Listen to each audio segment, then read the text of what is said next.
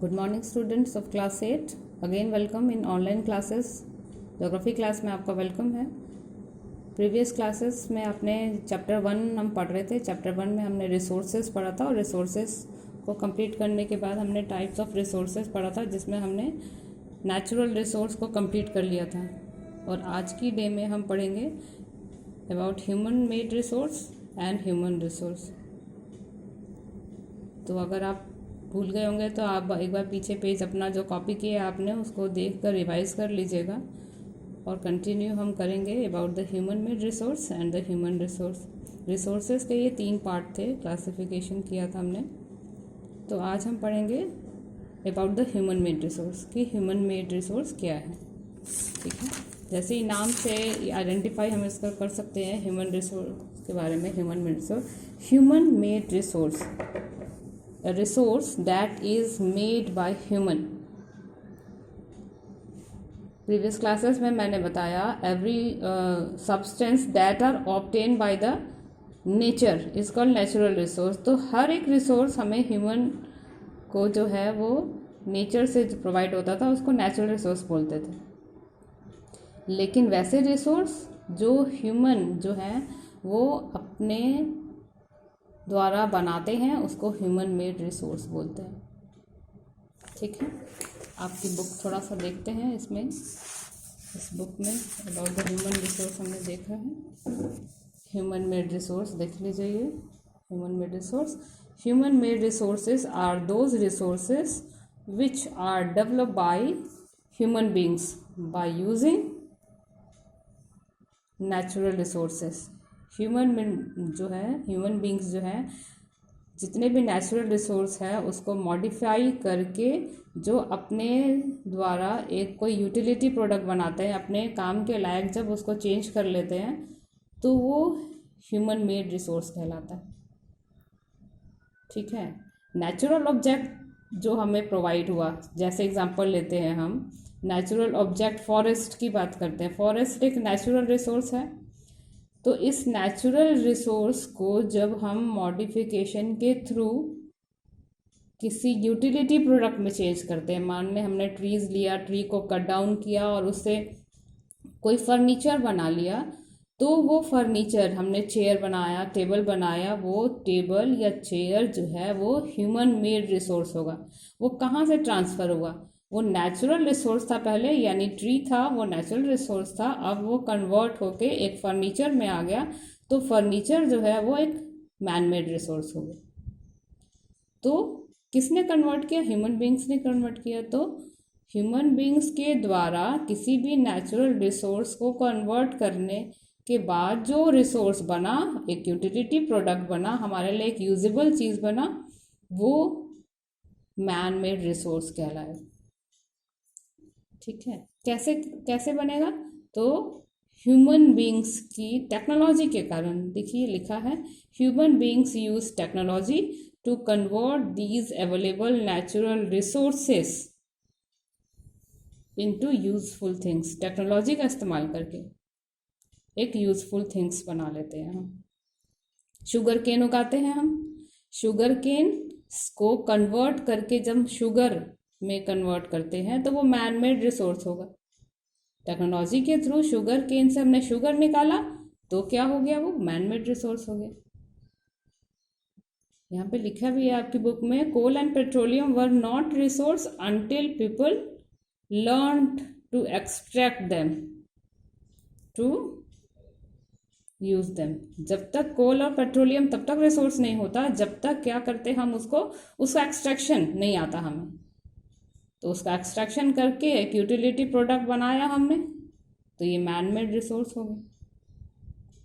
तो man made अपने intelligence के साथ, मैन जो है अपने इंटेलिजेंस के साथ, अपने इंटेलेक्चुअल के कारण जो है किसी भी नेचुरल रिसोर्स को कन्वर्ट करके जब अपने लिए एक यूटिलिटी प्रोडक्ट में बना देता है, उसको कन्वर्ट करता है, तो वो मैन मेड रिसोर्स कहलाएगा। जैसे हमारे जितने भी ट्रांसपोर्ट है, व्हीकल्स हैं, रोड्स हैं, ब्रिजेस हैं, ये सारे मैन मेड रिसोर्स है। प्लस जो इम्पोर्टेंट, हम बार बार टेक्नोलॉजी की बात करें, ये टेक्नोलॉजी टर्म जो है it is also a man made creature.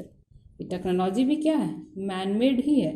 Man ने ही बनाया इसको, ह्यूमन बींग्स ने ही बनाया, इसलिए ये मैन मेड रिसोर्स। समझ गए आप? इसकी डेफिनेशन आपकी कॉपी में आप सब बच्चे नोट करना है, देख लीजिए।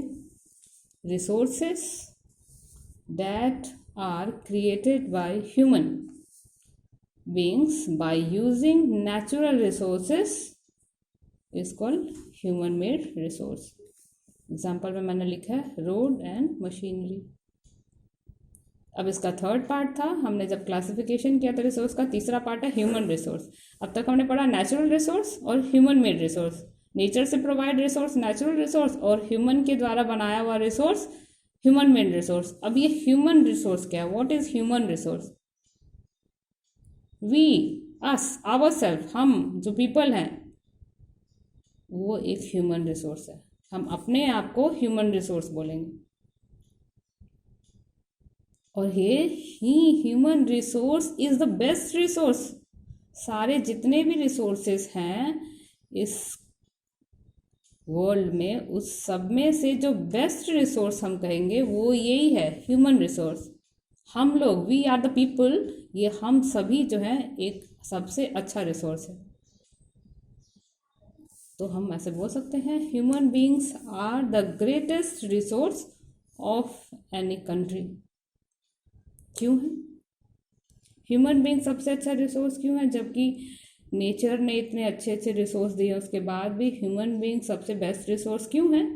बिकॉज ह्यूमन बींग ही ऐसा रिसोर्स है जो डिमांड क्रिएट करता है। अगर किसी भी चीज़ का जब तक डिमांड नहीं होगा, हमारी नीड नहीं होगी, तब तक कोई भी सब्सटेंस जो है वो रिसोर्स में कन्वर्ट नहीं होगा।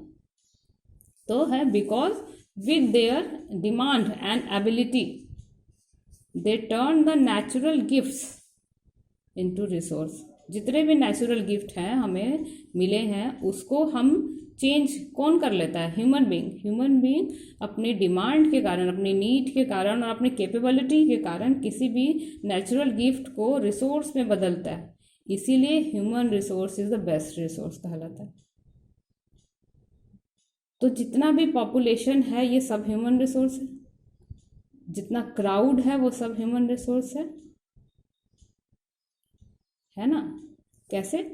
तो इसके लिए हम कहेंगे कि कोई भी व्यक्ति, कोई भी पर्सन, कोई इंडिविजुअल ह्यूमन रिसोर्स कब है? जब उसके पास दो फैक्टर होते हैं। क्या होता है उसके पास में? उसके पास एजुकेशन है और उसकी हेल्थ, यानी education and good health convert the people into a resource. किसी पीपल को रिसोर्स में कन्वर्ट करता है, वो कौन है? वो है एजुकेशन एंड गुड हेल्थ। आपकी बुक देखते हैं, इसमें क्या लिखा है। Human beings are the most important resource because only intelligent and skilful people have the ability to make best use of available natural resources। और कैसे अवेलेबल रिसोर्स बनेगा? वो अपनी नॉलेज से, अपनी स्किल से और अपनी टेक्नोलॉजी से। इसके कारण कोई भी पीपल जो है, कोई भी इंडिविजुअल जो है, एक मैन जो है, ह्यूमन रिसोर्स में कन्वर्ट हो जाएगा because of knowledge, skill and technology. तो ये दो फैक्टर हैं, नॉलेज एंड गुड हेल्थ के कारण कोई भी ह्यूमन बींग्स जो है एक रिसोर्स में कन्वर्ट हो जाएगा। और जब कोई भी ह्यूमन बींग्स गुड रिसोर्स में कन्वर्ट होगा तो वो आगे चल के और लोगों को, और पीपल को जो है एक रिसोर्स में कन्वर्ट करेगा। मान लो मेरे पास कोई स्किल है, तो उस स्किल को मैं डिस्ट्रीब्यूट करूंगी अदर लोगों में, तो अदर लोग जो हैं, अदर पीपल भी एक रिसोर्स में कन्वर्ट हो जाएंगे। तो किसी भी कंट्री का जितना अच्छा ह्यूमन रिसोर्स होगा, कंट्री उतना डेवलपमेंट करेगी। एग्जाम्पल हम लेते हैं जापान का, कि जापान जो है टेक्नोलॉजी के मामले में, in the field of technology number 1 पर है। वाई? क्या उसके पास नेचुरल रिसोर्स बहुत ज़्यादा है? ऐसा नहीं है। ऐसा इसलिए है, एडवांस टेक्नोलॉजी उनकी इसलिए बहुत अच्छी है क्योंकि उनका ह्यूमन रिसोर्स बेस्ट। जितने अच्छे इंटेलेक्चुअल और स्किलफुल ह्यूमन रिसोर्स होगा, कंट्री उतना ही ज़्यादा जो है डेवलपमेंट करेगी। That's why the human resource are the best resource. और इसकी क्वालिटी इंप्रूव कैसे होगी? For by the good education and health. आपके बुक में है भी, good education skill helped in making people a valuable resource. ठीक है, तो ये जो जितने भी रिसोर्स हम जो पढ़ रहे थे, ये रिसोर्स किसी भी कंट्री के लिए बहुत इंपॉर्टेंट होते हैं, क्योंकि रिसोर्सेज जो है कंट्री का बैकबोन होते हैं, जिससे कोई भी कंट्री डेवलप होती है। जितना रिसोर्स होगा लोगों के पास में, किसी भी कंट्री के पास, उतना ज़्यादा कंट्री डेवलपमेंट करेगी। तो इतना अच्छा रिसोर्स जिसके पास होगा, यानी वो बहुत वैल्यूएबल है, तो उसकी कंजर्वेशन की भी ज़रूरत पड़ेगी। तो हमारा नेक्स्ट टॉपिक है कंजर्वेशन ऑफ द रिसोर्सेज। कोई भी रिसोर्स किसी कंट्री के लिए बहुत वैल्यूएबल है तो उसको बचाना भी ज़रूरी है, तो कंजर्वेशन करना भी ज़रूरी है। कैसे बचाएंगे? किसी भी रिसोर्स को कंजर्व करने के लिए सही तरीके से उसका इस्तेमाल करना होगा।